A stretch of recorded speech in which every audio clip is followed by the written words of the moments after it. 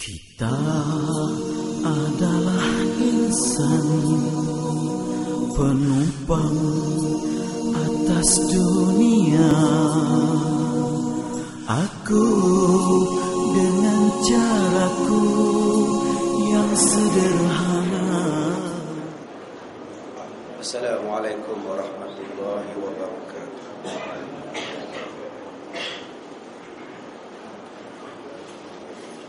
Bismillahirrahmanirrahim. Alhamdulillahil qail. Laqad ja'akum rasulun min anfusikum azizun 'alaihi ma 'anittum harisun 'alaikum bil mu'minina raufur rahim. Asyhadu an la ilaha illallah wahdahu la syarika lah. Wa asyhadu anna Muhammadan 'abduhu wa rasuluh. Wa nusalli wa nusallim ala sayyidina Muhammad wa ala alihi wa sahbihi ajma'in. Muslimin dan muslimat, mudah-mudahan dirahmati Allah. Kita menggunakan kitab Ihfazillah Yahfazka. Masih lagi berada pada awal tajuk berkenaan dengan mencari dan meraih cinta yang agung, yakni cinta daripada Allah Subhanahu wa ta'ala. Kita sampai muka surat berapa tu Haji? Muka surat yang keempat, ya.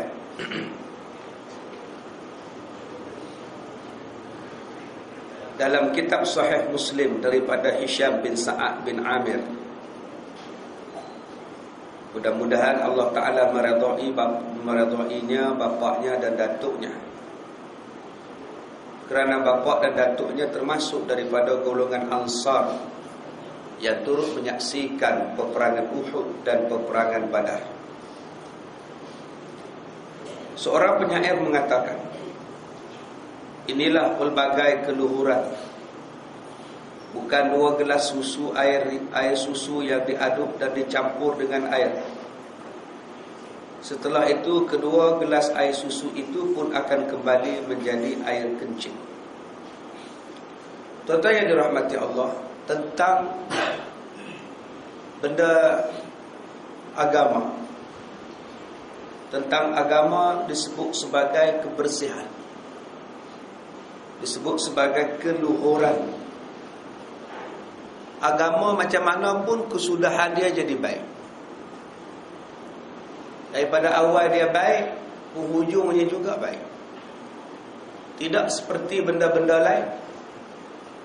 Benda lain kadang-kadang awalnya itu bagus, akhir-akhirnya itu tidak bagus. Awal-awalnya itu bagus, bila tidak diikut kepada agama, dia jadi tidak bagus. Macam mana kita hias sekalipun satu benda di dunia ni, jika tidak dihiaskan dengan Al-Quran, dia akan jadi huduh juga kesudahannya. Tetapi sesuatu perkara, jika kita hias menggunakan agama, kita buat sesuatu kerja bersandarkan kepada Al-Quran, macam mana pun kesudahannya akan jadi sempurna, akan jadi yang baik. Ini maksud penyair disebut. Kalau seorang Muslim hendak membanggakan dirinya, maka dia semestinya berbangga dengan pelbagai cobaan dan penderitaan yang dialaminya di jalan Islam. Apa yang kita nak bangga mendakwa bahawa kita ni seorang pejuang Islam? Susah apa pun tak kena, payah apa pun tidak pernah menimpa kita. Am hasibtum an tadkhulul jannah walamma ya'tikum mathalul ladzina khalau min qablikum. Apa kamu sangka kamu ini sudah menjadi ahli syurga, sedangkan kamu belum lagi diuji dengan ujian lapar, dengan ujian susah, seperti mana yang telah diuji oleh Allah kepada orang-orang yang sebelum daripada kamu. Apa nak dibanggakan tuan-tuan kalau kita ni sekadar mendakwa kita Islam, tetapi tidak pernah menghadapi cobaan dan ujian sepanjang dalam kehidupan kita. Ada orang yang sehidupan dia itu ujian daripada awal sampai habis. Ada orang yang sepanjang hidupnya tak pernah diuji langsung. Sebab tidak mahu mempertahankan Islam. Orang yang memperjuangkan Islam dan mempertahankan Islam dengan penuh perjuangan, dia pasti akan diuji. Tuan-tuan nak buat kuliah daripada masjid yang tak pernah buat kuliah. Datang jawatan kuasa baru nak tambah kuliah, akan adalah bantahan, akan adalah rintangan. Tetapi kalau masjid itu kuliahnya sebulan 5 kali, aman 5 kali je sebulan. Tu pun cerita bab berwudu, bertayamum, itu ya. Insya-Allah masjid ni tak ada rintangan dan cubaan. Begitu juga dengan ustaz. Kalau sekadar-sekadar dia mengajar ya, tak disentuhnya, tak ditegurnya, tak dinasihatnya, ustaz ni pun tak ada ujian.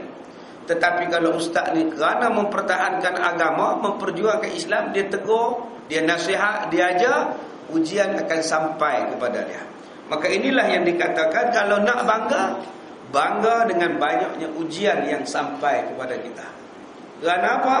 Jika ujian yang disampai itu berpunca daripada perjuangan menegakkan agama Allah, dia mesti bangga dengan segala jerih payah, perjuangan dan kerja keras yang telah dia persembahkan untuk agama ini. Dan dia mesti bangga tak kala dia berjuang dengan penuh pengorbanan untuk kalimah la ilaha illallah. Itulah yang berlaku kepada sahabat Nabi yang bernama Sa'ad bin Abi Waqqas. Sa'ad bin Abi Waqqas adalah di antara sahabat Nabi yang paling awal memeluk Islam. Ada yang kata bahawa dia orang yang ke-6 memeluk Islam. Sa'ad bin Abi Waqqas berbangga kerana apa? Berbangga kerana dialah orang yang pertama-tama sekali melancarkan anak panah dalam peperangan jihad. Dialah orang yang mula-mula sekali menumpahkan darah orang kafir dalam peperangan fi sabilillah. Dia bangga.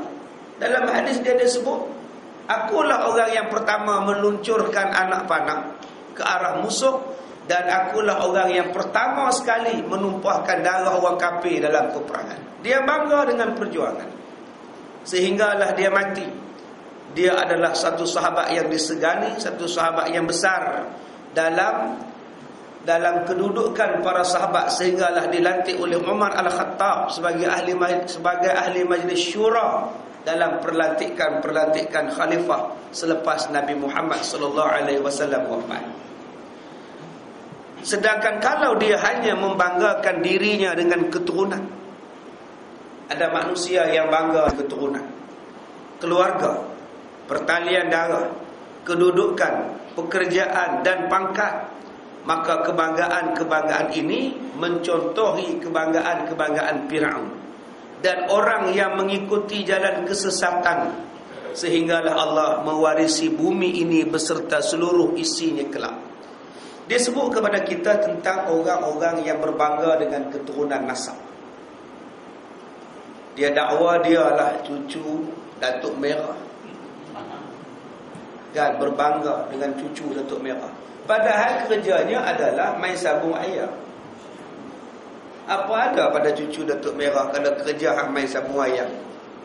Cari makan untuk isteri pun tak ada, bagi makan untuk anak pun tak ada. Kerja belaga ayam. Itu Nurdin Ahmad,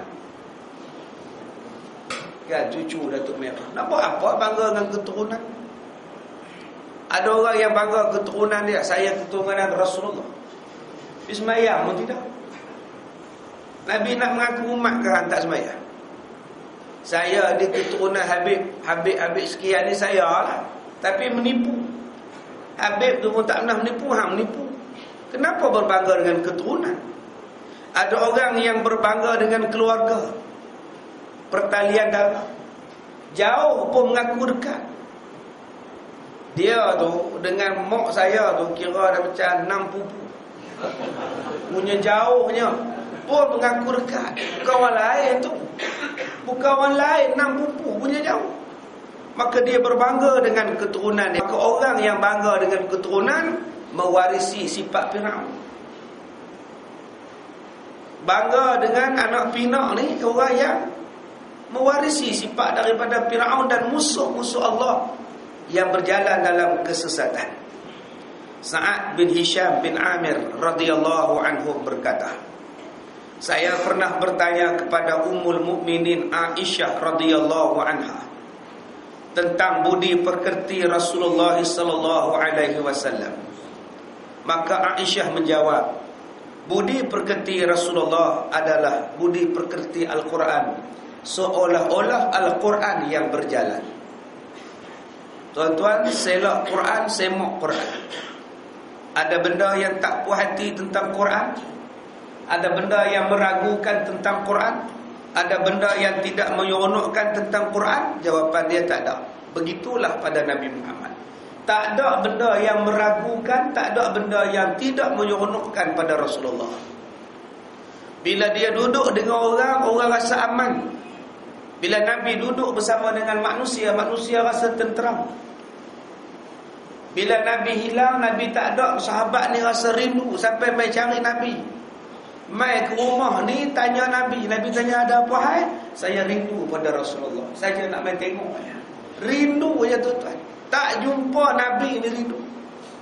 Bila Nabi duduk sekali rasa tenang, rasa kenyang duduk dengan Nabi. Rasa seronok duduk dengan Nabi. Balik ke rumah rasa lapang lah. Ini sifat yang ada pada Rasulullah. Akhlak Quran.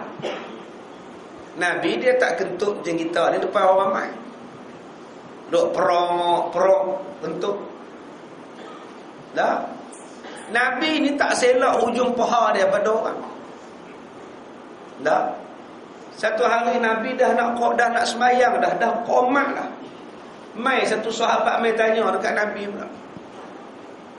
Nabi layan cakapan dia walaupun orang dah qomat nak semayang. Habis cakap baru Nabi angkat takbir, Nabi semayang. Mana nak cari orang macam ni tuan-tuan? Tu Nabi tu punya hebat. Sanggup tangguh saat semayang ni pasal orang ni ada hajat. Kita bila orang datang rumah tangguh menyembang, tangguh layan tetamu alasan nak berzikir. Saya pergi rumah satu sahabat saya di Teluk Intan. Bila pergi tu anak sedang mandi, pak ni baru habis semayang. Pak kata duduk sat lah, saya nak berzikir sat. Dia berzikir subhanallah, subhanallah, subhanallah. Oh, hebat tuan-tuan. Nabi pun tangguh sat semayang pasal nak tanya, nak layan orang. Kita boleh subhanallah dekat setengah jam. Allah puas berzikir kata dia. Ni yang kata tak faham daripada sudut fiqih keutamaan, fiqih al-aulawiyat, dia tak faham. Tuan-tuan yang dirahmati Allah, Nabi Muhammad disebut oleh Siti Aisyah radhiyallahu anha sebagai Quran yang berjalan. Nak tengok Quran, tengok pada peribadi Nabi. Dengan orang tuanya, dengan budak-budaknya. Nabi tengah baca khutbah, tiba-tiba cucunya datang, turun daripada mimbar, pergi ambil cucu dia, dukung sambil baca khutbah. Punya sayang pada budak-budak. Tengah baca khutbah. Subhanallah. Hebat tuan-tuan. Mana nak letak manusia macam ni? Semalam saya sebut dah di Kemensah. Manusia mencari idola. Manusia mencari tokoh, mencipta tokoh. Tak tokoh pun pergi kata tokoh. Tak ada pun sebarang tokoh pada dia tu pun. Nak puji pejabat saya, nak jek pejabat saya, boboh bila tokoh apa pun.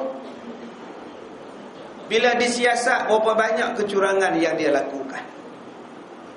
Kita nak tokohkan siapa? Nak tokohkan Michael Jackson. Macam-macam cerita pasal Michael Jackson. Nak tokohkan Mawi, berselera cerita pula. Nak tokohkan Mussolini, lagi banyak pembunuhan dia buat.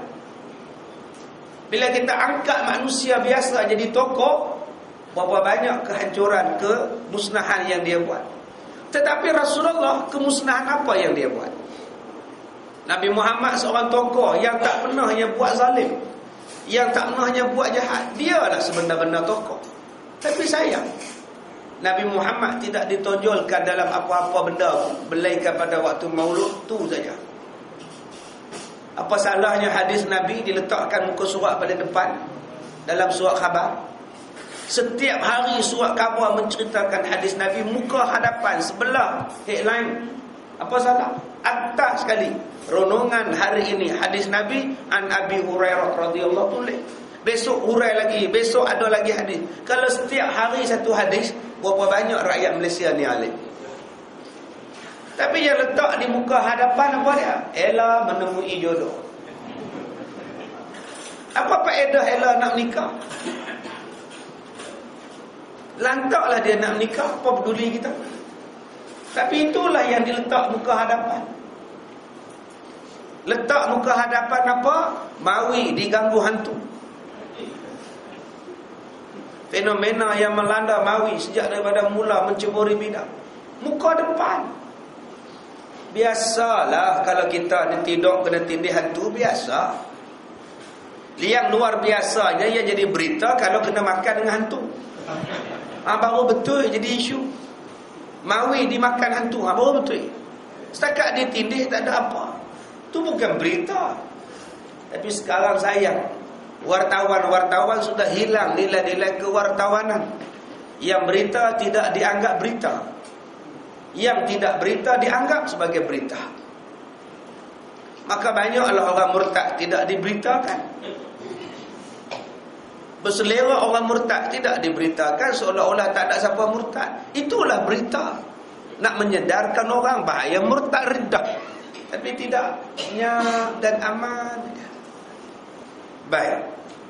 Pernyataan daripada Ummul Mukminin Aisyah radhiyallahu anha adalah sebuah pernyataan yang sangat agung.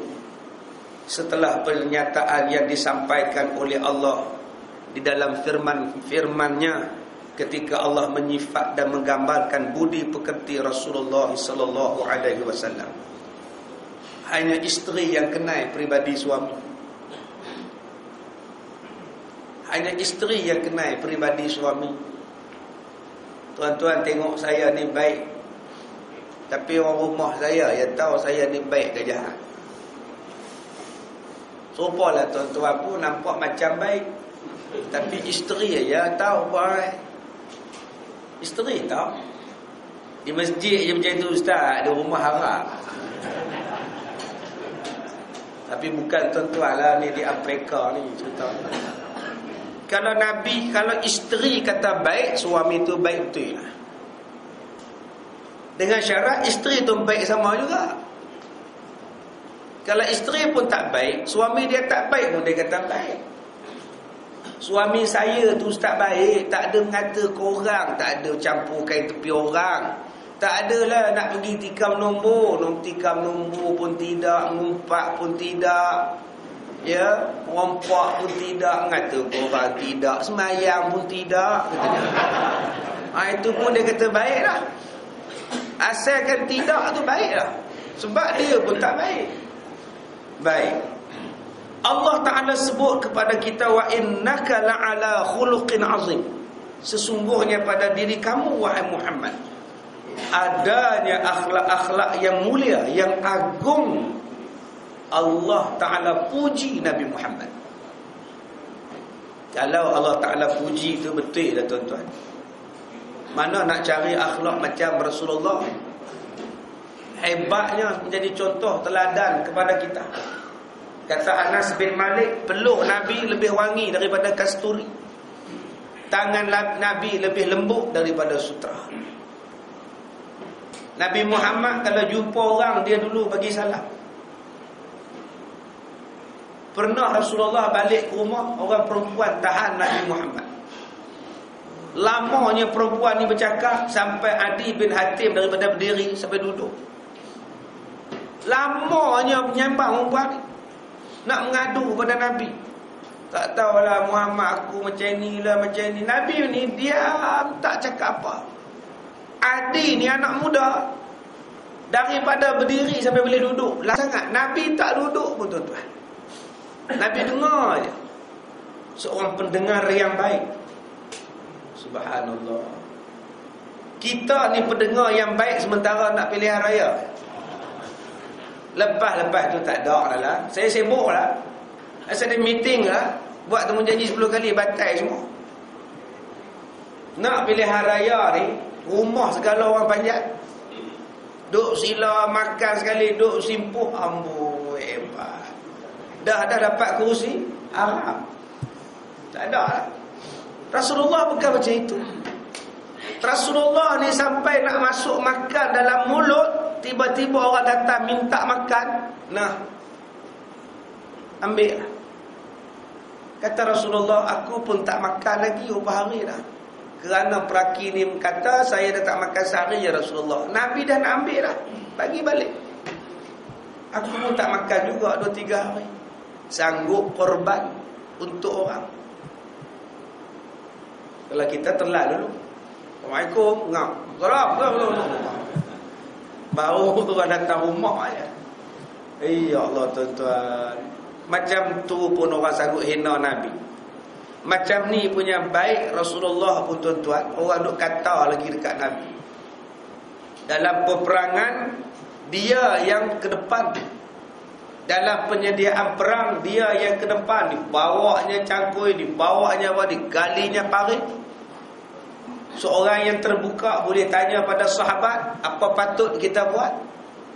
Pemimpin yang tanya kepada orang bawah, apa patut kita buat? Apa yang kita nak buat? Itu ciri Rasulullah letak kepadanya.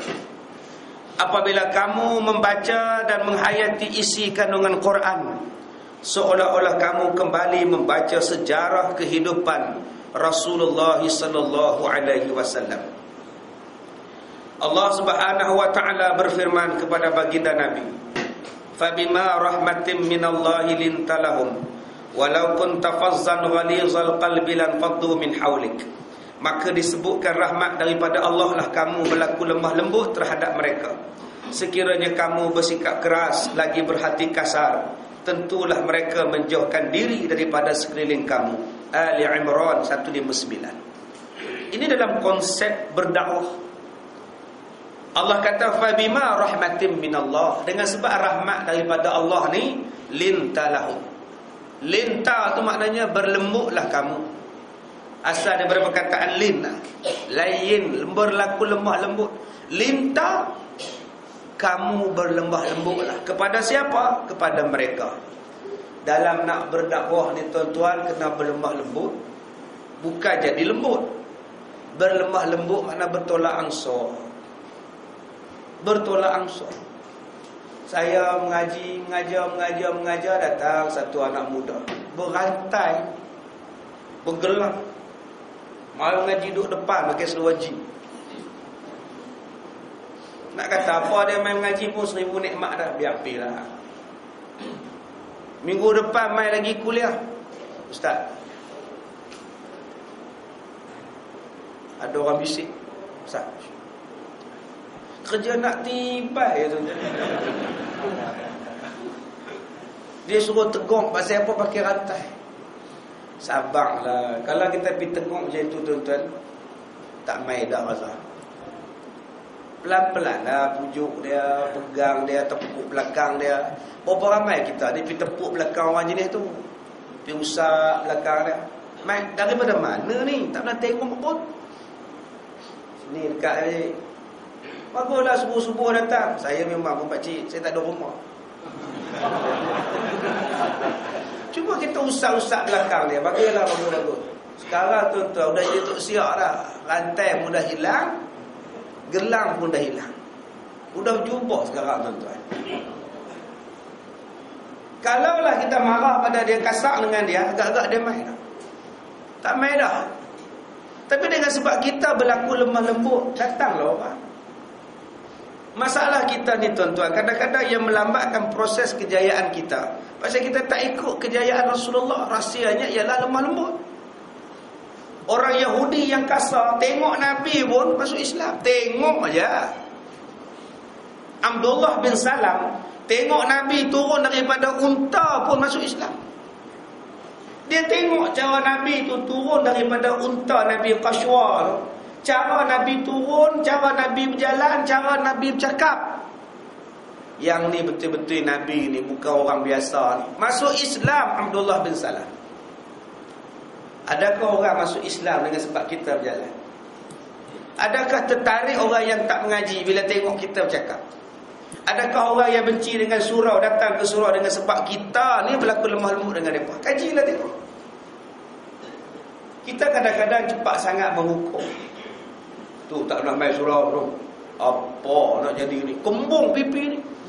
Nak sebut apa tu makna marah sangat. Apa tak nak main ni? Kita baru main sebulan.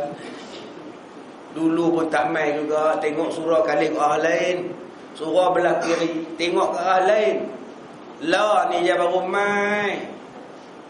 Sabarlah, kita pergi jumpa mereka, cakap pelan-pelan. Ambil ini, Allah sebut dalam Quran, walau kunta fazzan ghaliza, kalaulah kamu berlaku keras lagi kasar dengan mereka, lan faddu min haulik, nescaya mereka akan menjauhkan diri daripada kamu. Memang tuan-tuan, dalam bentuk dakwah, ceramah, kuliah, mengajar orang, semuanya kena berlaku dalam keadaan hikmah. Cuma orang Melayu ni faham hikmah ni lemah lembut. Itulah. Hikmah bukan lemah lembut. Hikmah maknanya bijaksana. Bijaksana tu apa? Ada masanya kasar, ada masanya lemah lembut, ada masanya pujuk, ada masanya marah. Itulah hikmah. Bukan lemah lembut aja.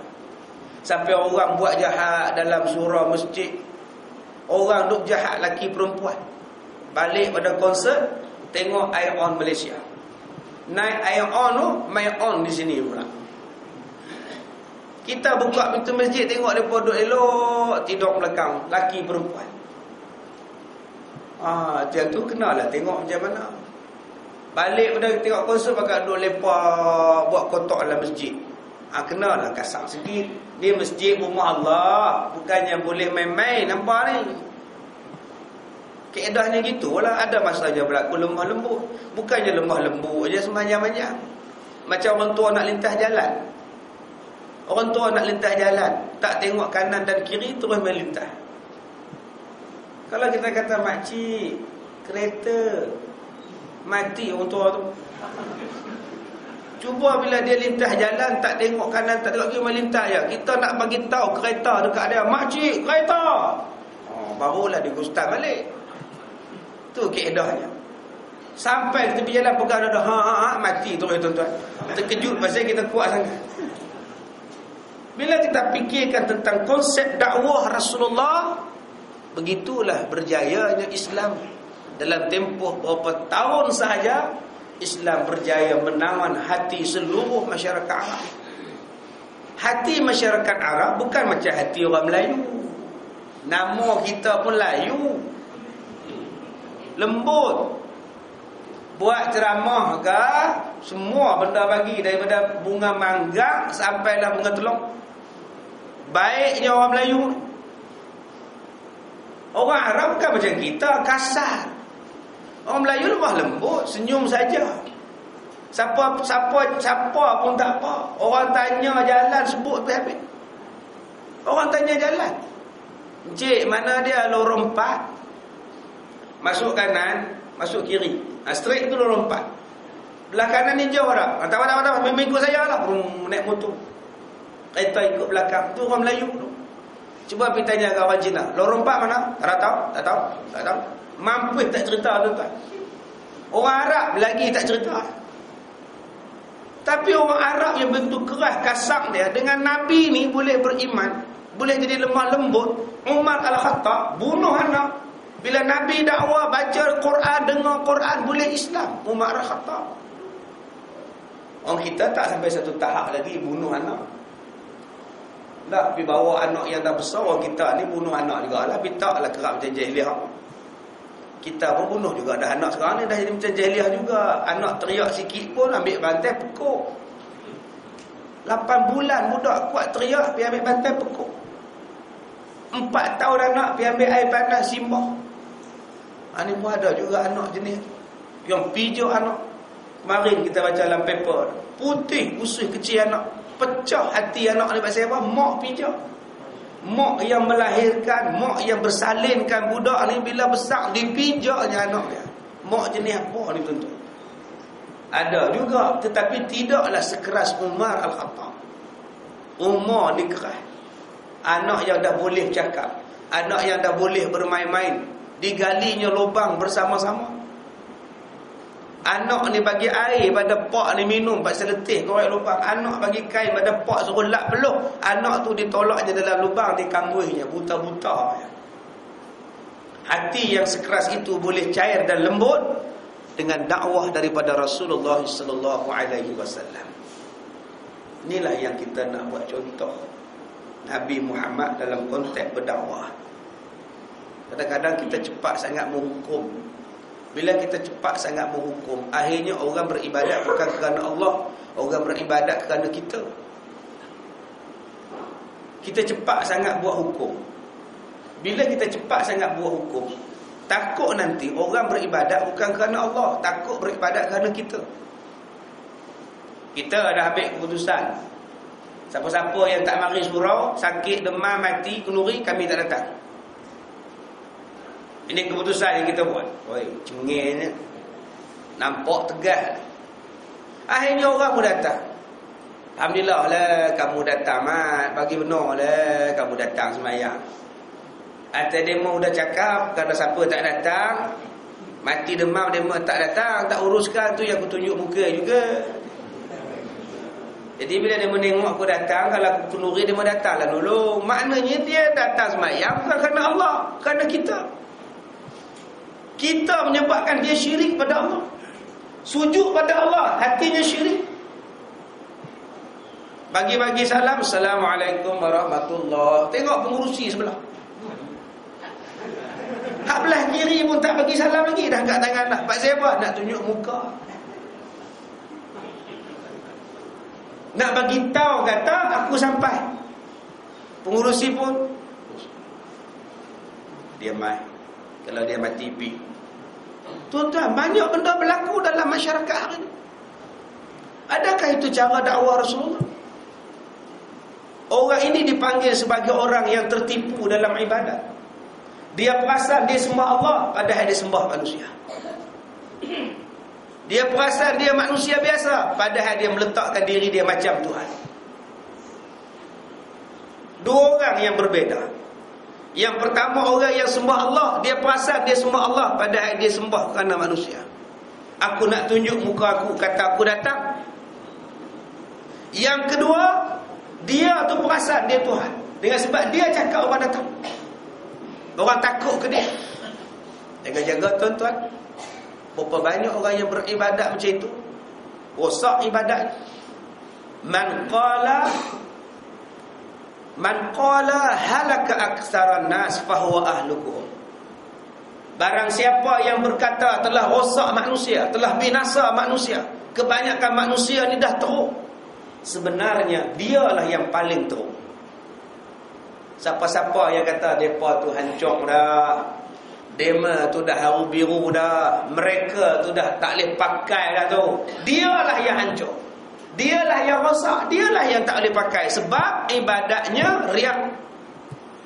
Dia perasan bahawa dia yang paling baik sekali ibadatnya, sehingga dia peleceh orang lain. Jaga-jaga tuan-tuan. Banyak kita tengok, kita perasan kita lebih baik pada orang. Lepas semayang, kita semayang sunat. Habis semayang tu mata duk kelip. Apa tak semayang sunat? Mayang lah. Tengok aku ni. Dia dah riak, dia tak perasan. Mungkin dia semayang sunat di rumah, kita tak tahu. So afdal semayang sunat di rumah. Dia balik rumah semayang sunat, kita balik rumah tengok wrestling. Kita hanya semayang depan orang ramai, pasal orang ramai tengok. Tapi pasal kita buat, kita merasakan bahawa kita lebih hebat daripada dia yang tak buat. Kita tak tahu. Sebab tu tuan-tuan, ibadat kita hanya untuk Allah, bukan nak tunjuk pada orang. Tuan-tuan dah tabung tadi, dah bubuh sudah, dah berduit sudah. Terus ada intai pula mata, tengok tak bubuh.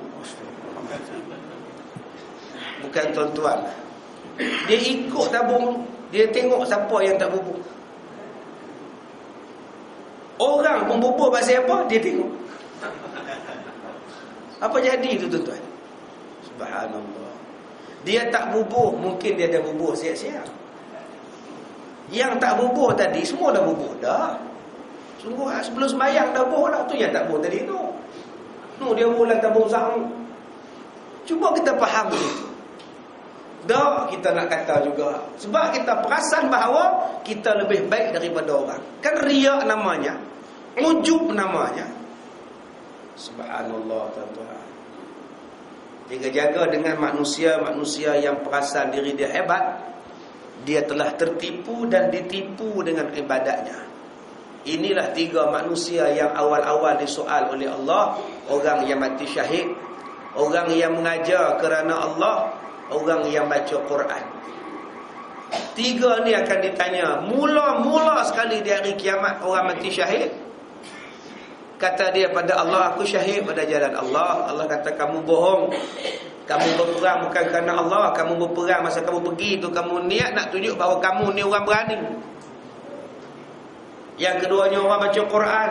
Kata dia, saya banyak mengajar Quran, saya banyak mengajar orang baca Quran. Kata Allah, tidak. Kamu baca Quran bukan kerana Allah. Kamu lepaskan suara kamu semata-mata nak tunjuk suara kamu sedap. Orang nak puji kamu. Kamu kan orang baca Quran yang baik. Yang ketiga pula, mai pula orang hak rajin mengajar, rajin ceramah, rajin bagi kuliah. Saya banyak mengajar orang. Ramailah orang hak boleh semayang pasal saya ajak. Kata Allah, tak. Kamu mengajar orang pasal apa? Pasal kamu nak bangga kamu ni pandai bercakap.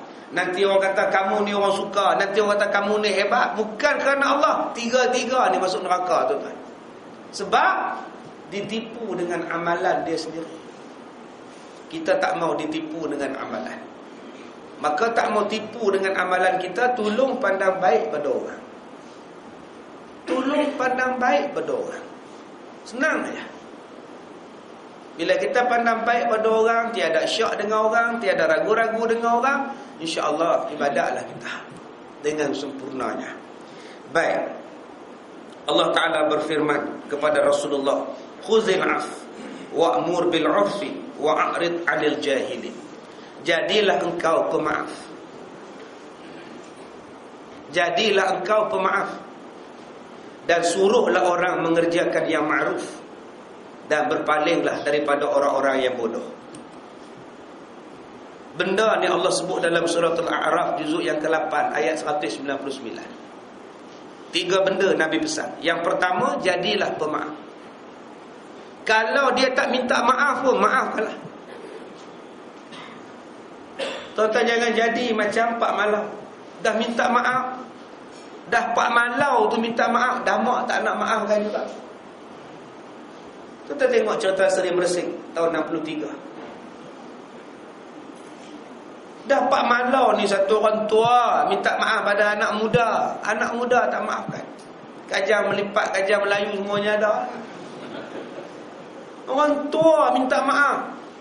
Kita anak muda, dia tak minta pun bagilah maaf. Dah pasal dendam. Macam mana nak jadi kata orang beriman? Rasulullah apa yang Abu Sufyan tak buat pada dia?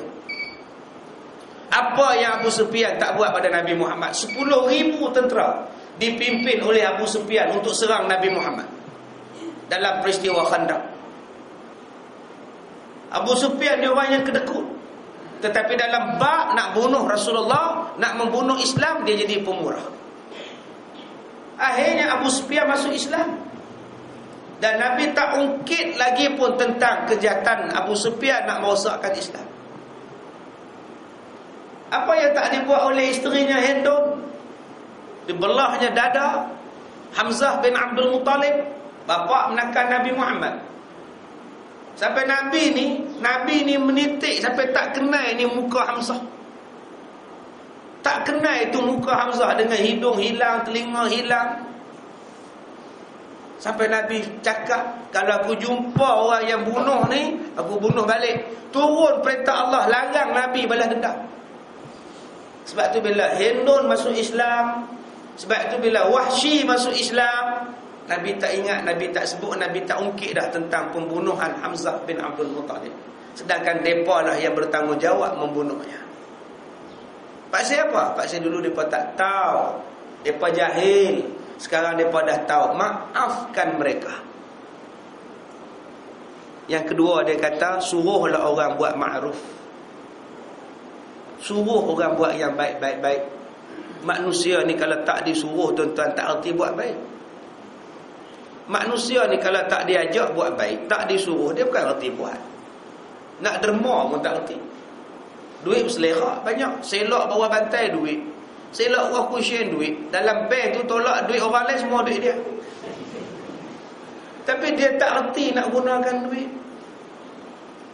Ada satu perempuan, suami dia kerja 25,000 gaji sebulan. Mai jumpa saya, dah pencen, ada lagi offer, sambung kontrak lagi. Mai jumpa saya, mai duduk di rumah. Tak tahulah Abang Haji tu dapat pula offer. Duit sekarang pun tak tahu nak buat apa. Dah dapat pula offer, tak tahu dah nak terima tak terima. Dalam hati saya kata tak tahu nak buat apa, mamai kat saya buat. Bodoh sungguh sampai tak tahu nak buat apa duit. Berapa banyak masjid yang buruk, berapa banyak surau yang nak runtuh. Surau tu kadang-kadang tak runtuh lagi, tapi dipaksa runtuh. Ada juga. Berlambak-lambak lagi anak yatim yang susah, orang miskin yang melarat. Itulah guna hang kaya. Bukan suruh simpan dalam bank gunakan duit hang labok di sana, labok di sini. Gunakan duit hang sendiri labur pada jalan Allah. Bagi pinjam pada Allah. Allah balas dengan keuntungan yang besar. Yang tu pun tak boleh fikir. Tuan-tuan yang dirahmati Allah, Allah Ta'ala sebut pada yang ketiganya, berpalinglah daripada orang-orang bodoh. Jangan ambil hati kalau orang bodoh tak suka. Dia tak reti. Jangan terkilan hati bila keluar terbit daripada orang tak reti, tak pandai. Nak kata apa? Tak mengaji. Bila kita ambil kira cakap orang bodoh ni, kita pun bodoh. Orang tak suka mengaji tu bodoh. Dia main komplain, dia kata ni siapa speaker pasang di atas. Kalau koma semua nak mengaji, pasang speaker dalam sudahlah. Kami nak tidur. Orang jahil. Ikut dia pasal apa? Diam sudah. InsyaAllah, insyaAllah. Sudah. Baliklah dia. Ada orang tak suka dengan azan, jahil, dia marah. Buat apa lagi azan? Sekarang ni dah ada jam. Tengok jam, masuk waktu sembahyang lah. Zaman dulu-dulu orang azan sebab tak ada jam. Orang tengok matahari bila masuk zuhur ni. Sebab tu orangnya azan, masuk orang berkitab. Sekarang ni dah ada dah jam. Tengok waktu je, tengok surat khabar zuhur 1.21. Okey, masuk waktu sembahyang. Buat apa tali besen azan? Buat apa radio azan? Marah tuan. Subhanallah. Jahil lantak ke dia lah. Biar dia cakap. Azan tetap azan. Berapa banyak azan manfaat. Tuan-tuan ingat azan ni manfaat pada kita saja ke? Untuk malaikat manfaat, untuk burung manfaat, untuk binatang manfaat, sampai ke langit azan kita. Malah orang kafir pun mengambil iktibar daripada azan. Mereka boleh bangkit awal nak pergi pasal burung. Saya masa jadi imam satu masjid, merangkap timbalan mengurusi masjid. Menara masjid kami ni kena sambal peting, terbakar dia punya speaker. Terbakar seminggu tak menyala. Tak bunyi. Cina 4-5 orang nyonya-nyonya ni datang rumah saya. Encik, kenapa tak lama bunyi? Saya kata rosak itu sama kilat, kena sama kilat. Ayah banyak susah mau bangun lah. Cina pun ya Allah, dia pun nak azan tuan-tuan, saya nak kejut jogging. Tiba-tiba kita orang Islam Melayu marah azan kuat-kuat. Pelik-pelik lah tuan-tuan. Pak siapa? Pak saya dia jahil, tinggal galah dia. Orang jenis ni tak payah dipakai lah cakap. Tapi sayang, cakap orang jahil lah dipakai sekarang. Cakap orang jahil lah dipakai, baik di surat khabar, baik di mana-mana pun, di tali besen. Hak tak erti pasal agama bercakap pasal agama Islam. Lebih malang lagi yang bukan Islam bercakap pasal Islam. Diberi ruang pula. Mana ada hukum buat jalan dalam Quran? Nampak? Senang disebut. Mana ada Quran mengajar kepada kita membuat jalan? Allah. Orang bukan Islam pergi hendak. Kita pun hangguk, ya tak yalah. Kita pun sepupu dia lah tuan-tuan. Allah kata, dah jangan kisah pada orang jahil, tapi kita bagi peluang untuk bercakap pasal Islam. Yang tidak ada autoriti bercakap tentang Islam, cakap pasal Islam. Cakap pasal Islam, tak tu haramnya cakap. Bila kita kata kita tak maulah, ada satu orang kata saya kalau berlakon boleh, tapi saya tak mau pegang-pegang perempuan. Itu prinsip saya. Marah pelakon-pelakon lain. Ingat kami jahil ke? Ini menghina kami. Oh boy, hero tua marah. Mai satu lagi hero lagi tua pun marah juga. Dia ini cerdik sikit, dia guna pula. Bukankah kita ni disuruh ambil air semayang tiap-tiap kali nak semayang? Dan tiap-tiap kali kita berwuduk akan menghapuskan dosa-dosa kita. Jadi kalau saya berlakon, saya pegang-pegang perempuan, tiap-tiap kali kita ambil air semayang, hapuslah dosa kita ni. La ilaha illallah, tuan-tuan. Anggur kita bahamu je tak ya, pandai dah dia ni. Ini salah. Agama dah kata dah terang. Agama tu tertegak di atas 3 benda kan? Niat, perbuatan, perkataan. Sebab itulah hadis riwayat Umar Al-Khattab, innamal a'malu bin niyat, dianggap sebagai 1/3 agama. Kerana agama tu tertegak atas 3. Niat betul lah. Perbuatan betul lah. Perkataan betul lah. 3 benda di atas agama. Kalau niat saja betul, perbuatan, perkataan tak betul, tetap ditolak. Niat semayang tuan-tuan betul, usalli semua sampai habis, sampai 4 kali angkat lah, baru masuk.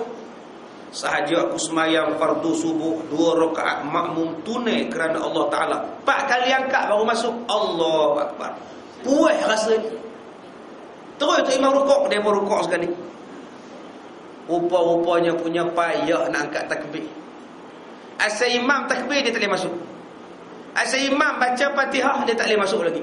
Imam dah nak habis ayat lazim baru dia dapat Allahu Akbar. Terus dia masuk dapat tuan-tuan. Senang pula dia masuk. Masa imam baca Fatihah dia tak boleh dapat lagi takbir. Masa imam walam yakul lahu kufuwan Allahu Akbar ahad Allahu Akbar, dapat tuan-tuan. Dia ni macam mana? Niatnya punya bagus, perbuatan tak bagus. Orang rukuk dulu baru sujud. Dia sujud dulu baru dia patah balik rukuk. Tak mau. Ataupun perbuatannya bagus, niatnya salah. Perbuatan bagus, niat pula salah. Pun tak mau juga. Niat tak ikhlas pada Allah. Baguslah akak ada tudung sekarang. Sejuk mata mandang tengok akak tudung. Lawa akak macam Wardina. Cantik sekarang. Macam mana akak tak tudung, dah berubah. Maknanya dia bertudung bukan kerana Allah, pasal nak tutup uban. Tak diterima juga. Tak ada tuan-tuan. Sebab tu 3 benda ni, niat, akhlak, niat, perbuatan dan perkataan. Hadis-hadis tentang ni disebut. Hadis tentang niat, innamal a'malu bin niyat. Hadis tentang perbuatan, tentang perkataan, al-halal al-bayyin wal haram al-bayyin. Hadis tentang perbuatan, apabila kita meninggalkan ma la ya'ni, apabila yang tidak bermanfaat kita tinggalkan. Baik. Kemudian kata dia lagi, Allah Ta'ala berfirman, laqad ja'akum rasulun min anfusikum azizun 'alaihi ma 'anittum harisun 'alaikum bil mu'minina raufur rahim. Sesungguhnya telah tiba kepadamu seorang rasul daripada kaum kamu sendiri, berat terasa olehnya penderitaan kamu. Saya sebut dah semalam, Nabi Muhammad kalau dia demam, sakit Nabi Muhammad bersamaan 2 orang sakit. Demam juga, tapi demam Nabi 2 kali ganda daripada sakit kita. Terasa berat penderitaannya. Sangat menginginkan keimanan dan keselamatan kamu. Amat belas kasihan dan penyayang kepada orang-orang yang beriman. Inilah sifat yang ada pada Rasulullah. Cubalah kita tiru tuan-tuan. Kita tengok mangsa banjir tu, rasalah ya Allah kesiannya. Doa sudahlah, Kalau tak mampu nak sedekah pun, kalau tak mampu nak pergi tolong pun buat sembahyang hajat lah. Bagilah suruh banjir mereka ni. Tok salah mari dah gelombang ketiga, gelombang keempat, tak payah dah lah, cukup lah. Sampai tak ada apa rumah ni, hancur habis. Tinggal bumbung saja rumah. Tak sangka-sangka yang mari macam ni. Dalam tak sangka-sangka tu pula, tak tahulah tuan-tuan. Maksiat jalan juga, konsert jalan juga. Hari ni kita pergi tengok mangsa banjir, malam besok kita pergi tengok konsert pula. Macam mana Tuhan nak tolong? Macam mana Tuhan nak tolong, tuan-tuan? Jadi orang yang beriman kena rasa sedih dengan penderitaan yang menimpa pada orang. Sedang kadang-kadang kita ni senang sangat pergi bubuh bala tu. Bala semua. Cuba kita banjir nampak rumah, orang kata bala. Agak-agak kita rasa apa? Tak bolehkah kita ganti dengan ujian? Tuan-tuan hilang motor, mai kuliah subuh hilang motor. Orang mai tanya, di mana letak? Tang sini betul-betul, kunci semua. Boleh hilang juga tu, pelik semua. Kamu tak ada bayar zakat pun. Dia support je kita, tuan-tuan. Patutnya kita bagi sabar pada dia, bagi semangat pada dia. Ni dah zakat tak bayar lah, ada kamu buat salah ni. Cuma ingat balik. Pasal apa kita boleh kata macam tu dekat dia? Pasal motor kita tak hilang. Cuba motor kita hilang juga. Sebab tu Allah Ta'ala suruh kita pujuk orang dengan kata-kata musibah. Tak apalah haji, kalau ada rezeki dapat balik. Kita buat sembahyang hajat sikit macam Yasin minta. Kalau tak ada haji, minta pada Allah Ta'ala gantikan motor yang lebih baik daripada yang hilang. Dah lah. Bagi semangat kan tenang. Minta pada Allah gantilah motor yang lebih baik daripada yang hilang. Isteri duduk di rumah tak berdoa apa-apa. Bila tahu suami hilang motor, isteri tak berdoa. Tak payah minta dah. Jumpa balik motor, memang minta hilang pun. Sebab apa? Buruk dah. Dengan sebab hilang tu dapat dah rasa motor baru. Kan, kesian dekat isteri, elok lah bila hilang, ustaz. Hari tu menuntun daripada market sampai ke rumah, ustaz. Tak boleh start. Suruh ganti, tak nak ganti. Engkor tu dah ikat getah dah, ustaz. Oi. Elok benar lah hilang tu pun. Saya pada ronsin tengok tu. Dia rosak, medang-medang dia rosak. Baik, dia sebut kepada kita lagi sangat menginginkan keimanan. Sifat Rasulullah ialah nak menginginkan kita ni beriman dan kita selamat. Sebab itulah kena dakwah. Saya dah sebutkan tadi, kita bukan penghukum. Kenal pasti dalam taman kita siapa tak main semayang. Kenal pasti. Bila kenal pasti, apa nak buat? Apa nak buat? Tuan-tuan kena tubuhkan biro mengajak orang ke masjid. Satu-satunya biro yang tak ada di Masjid Surau. Biro kebajikan banyak. Biro sosial ada, biro dakwah pun ada, biro dana pun ada, biro kanak-kanak pun ada, biro wanita pun ada. Biro makan lagi ada. Yang tak adanya biro mengajak orang ke masjid. Tubuhkan biro mengajak orang ke masjid. Siapa ketua biro? Tabligh. Orang tabligh lah kampung kita, lantik dia ketua biro. Kamu minat dakwahkan nanti. Daripada kamu tinggal kampung ni pergi tempat lain, bertabligh tempat lain, baik kamu tabligh tempat ni. Tempat tinggal kamu, tempat kerja kamu, tempat rumah kamu. Api. Sebulan 5 orang ajak ke masjid. 5 orang ni, lorong 4, lorong 3, lorong 2, lorong 6. 5 orang ni ada tak pergi masjid. Semayang pun tidak, raya pun tak datang. Semayang jemaah depan TV je. Siaran langsung Masjid Negara, dia depan TV je. Allahu Akbar. Punya malas semayang, tuan-tuan. Pergilah cari. Tu baru betul. Dakwah dengan dia, bawa pisang, bawa anggur. Pukul 6.30 pergi rumah. InsyaAllah malam ni kita ada mengaji, jemputlah datang. InsyaAllah boleh. Kalau boleh siaplah kami tunggu. Itulah cara dakwah. Datanglah. Kami tak ada tolak jadi imam. Kita dah ada imam kita. Jangan bimbang. Kita ada 6 untuk siap. Kita ada 4 untuk bilal. Kamu tak ada buat, datang semayang je. Kami jemput dia pun untuk kamu, bukan untuk kami. kami dah main semayang dah, kamu pula tak semayang. Dengar azan di rumah, kamu semayang di rumah, tak boleh. Nabi satu hari orang buta main jumpa Nabi, minta izin nak semayang di rumah. Orang buta, jalan dia sepak duri, sepak batu, tukang bawa tak ada, lari pun tukang bawa. Dia jumpa Rasulullah, minta izin untuk dia semayang di rumah. Nabi kata, dah kamu buta, semayanglah di rumah. Bila dia pusing nak balik ke rumah dia, Nabi tanya kejap, kamu dengar tak azan? Dia kata dengar. Kalau demikian wajib semayang sini di masjid. Buta pun ni kena datang semayang, tambah jelek. Kalau kita buat macam ni tuan-tuan, penuh sosak masjid kita, macam semayang Jumaat, macam semayang raya. Pasal apa? Kita nak kebaikan, kita nak keimanan dan keselamatan. Dan yang ketiganya, amat belas kasihan terhadap orang yang beriman. Nabi Muhammad satu hari jadi imam, tengok-tengok budak kecil menangis, Nabi cepatkan semayangnya. Nabi cepatkan semayangnya. Sebab budak kecil menangis, mak tak tenteram.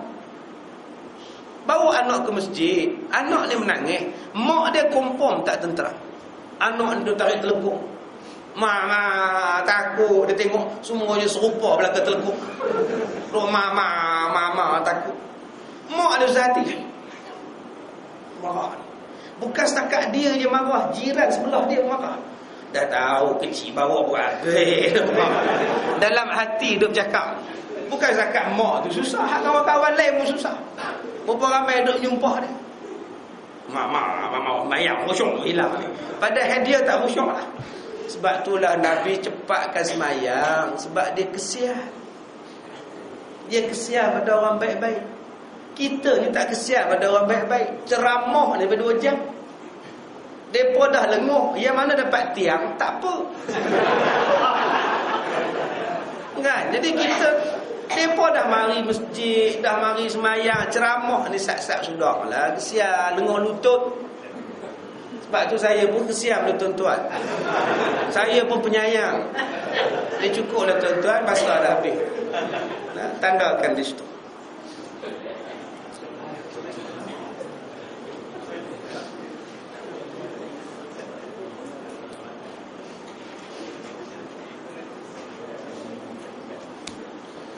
Baik, insyaAllah pagi ni kita ada klinik solat di Kemensah jam 9 sampai asar. Tuan-tuan bawa segala anak, bawa segala isteri, makan semua sana. Daripada makan pagi, makan tengah hari sampai makan petang. Dia panjang, tak tahu larat tak larat cakap. Daripada pukul 9 sampai pukul 4.30 petang, insyaAllah.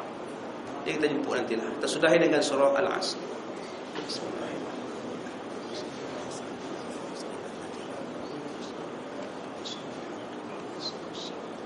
Bismillahirrahmanirrahim. Alhamdulillahirabbil alamin wassalatu wassalamu ala asyrafil anbiya'i wal mursalin wa ala alihi wa ashabihi ajma'in.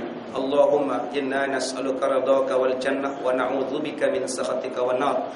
Allahumma innaka 'afuwun karim tuhibbul 'afwa fa'fu 'anna wa 'an walidina wa 'an jami'il muslimina wal muslimat wal mu'minina wal mu'minat al ahya'i minhum wal amwat bi rahmatika ya arhamar rahimin. Walhamdulillahirabbil alamin. Saya ucapkan terima kasih. Saya tak ada jamuan ke pagi ni? Minta maaf lah saya tak makan pagi ni. Saya dah lewat, nak balik ke bilik, nak buat baju, nak patah balik. Jadi saya minta maaf jika terkasar bahasa. Wabillahi taufiq wal hidayah. Assalamualaikum warahmatullahi wabarakatuh.